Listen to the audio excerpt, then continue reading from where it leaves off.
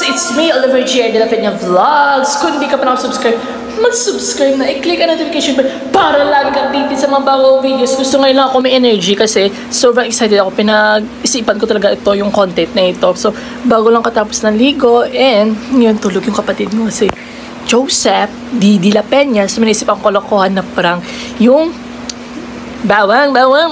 Lagi na sa kanya kabang natutulog siya. At nigdan natin. So, naka-burn ako chilio in bawang. So, tignan natin yung result.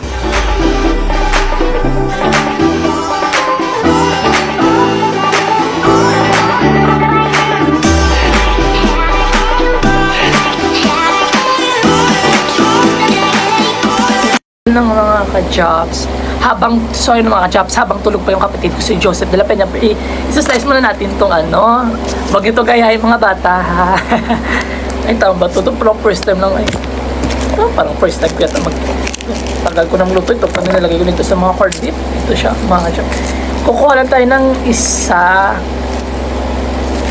Then, ganun. Isa-slice natin mga ka-jobs. Isa-slice natin siya.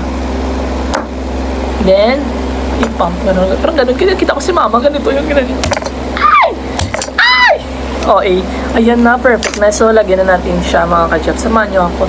Ilagay na natin sa mouth niya kasi napanood niyo yung vlog ko doon na haircut niya. Pangit talaga yung haircut niya. So, panood niyo sa vlog ko sa may search ng Oliver G. de la Peña haircut vlog with brother. So, ano yung mga jobs habang tulog pa siya.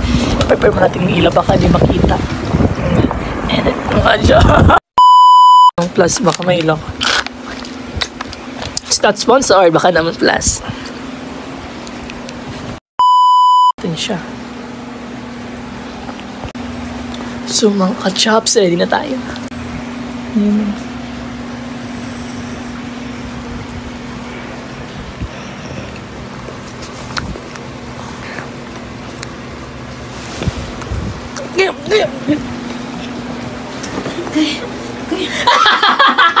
It's a prank! Hey, nakakantri na yun sa wakas. Ayun, ganyan yun.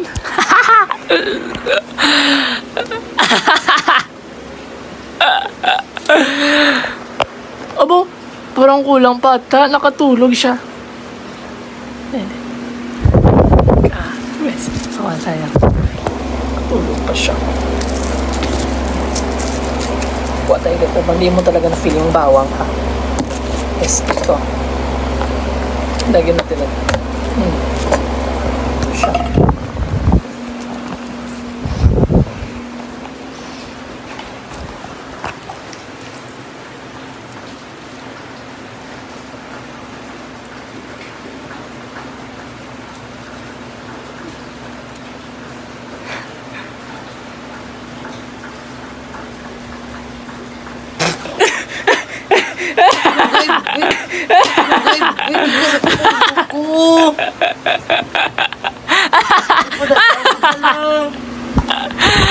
Ay naman.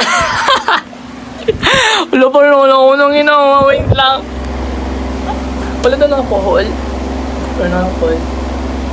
So alam mga ka-jobs, tinatapos sa vlog natin. Comment down below kung ano next prank para sa kanya. So thank you mga ka-jobs.